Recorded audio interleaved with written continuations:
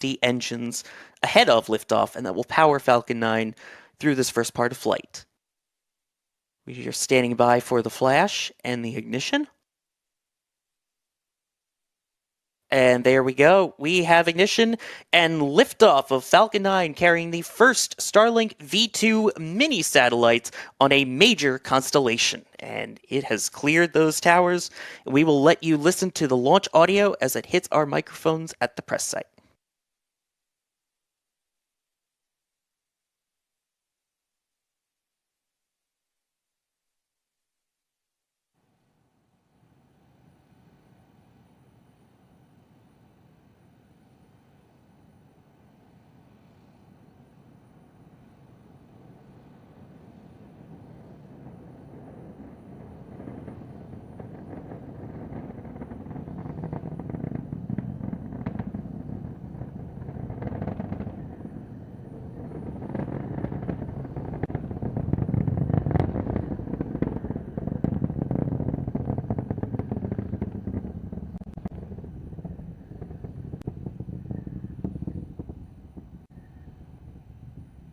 If you listen closely, you can hear the sound vibrations rattling the panels on the vehicle assembly building, a little sonic screech, as we like to call it, as we are approaching max Q, the maximum dynamic pressure that is exerted on the vehicle during launch, as we have our tracking cameras following liftoff here.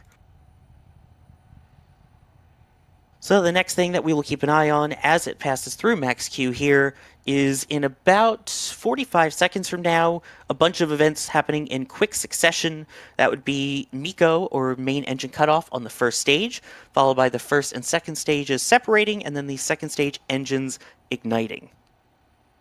And you can see the 9 engines plumes expanding as it gets higher in the atmosphere. It has nothing to do with the amount of thrust being output. It all has to do with the density of Earth's atmosphere. Getting some gorgeous views here, Alex. Yeah, it's amazing. And again, fantastic tracking work from all of our teams, from Chris to Michael here. Yeah, we're about 15 seconds away from MECO. It's gorgeous seeing the setting sun as it hits it, and there you can see the glow of the Earth right behind that first stage.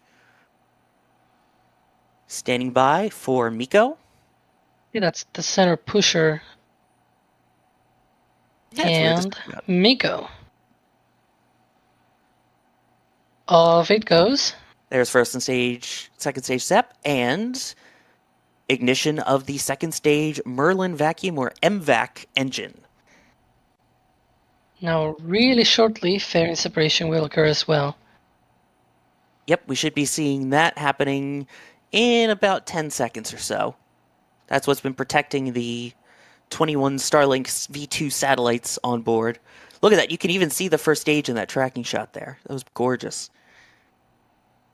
As we look inside the fairings, we should see those separate momentarily. And there they go. Once again, those will parachute down to be recovered. That's... Oh boy. Wow, that is the fairings in there as well. That was a ground view of first, second stage, and the fairings. Yeah. Amazing tracking work again, and camera work by Michael and Chris here. So again, on the left, you will see the telemetry, or the data from that first stage, which you can see it's starting to slow down, the altitude increasing as it reaches its apogee before it then starts descending again towards the drone ship. And meanwhile, the data on the right shows the second stage continuing its climb to orbit as it reaches, I believe, about 28,000 kilometers per hour. And there we go on the left. It looks like the altitude is just about settling out. So that means that will reach its apogee and begin its descent, which we will see the first entry burn happen on that first stage in about a minute and a half. You may see there are a lot of ice coming out of the booster. That is totally normal. That is expected. You can see also those flashes from the thrusters as it maneuvers into an engine first position for entry. Exactly. You can also see the grid fins there, which will be used as it gets deeper into the atmosphere to help it steer itself towards a shortfall of gravitas and hopefully land right on the X on the deck. And everything looking like it's proceeding exactly as planned so far on this first Starlink V2 mini mission. So as I mentioned, we should see that first stage entry burn lighting 3 of those engines in about a minute from now, and that burn will last 19 seconds, and that will basically use fire to slow itself down. That's one of my favorite facts is how that entry burn works, Alex.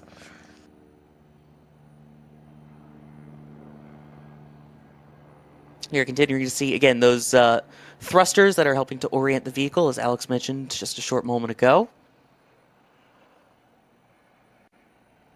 Meanwhile, the second stage appears to be continuing exactly on its trajectory as planned. You can see that Merlin vacuum or MVAC engine working on the right side there.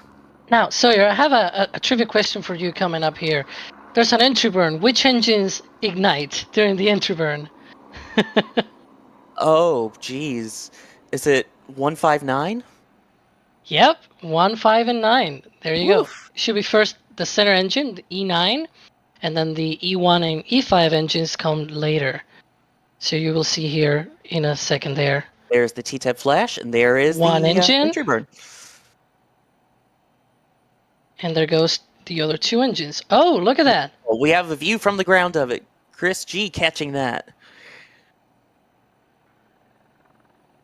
Amazing, still seeing that. And you can see the speed rapidly decreasing now on that stage 1 telemetry. And it looks like the burn is complete. And in case you're wondering why the boosters look so black and sooty afterwards,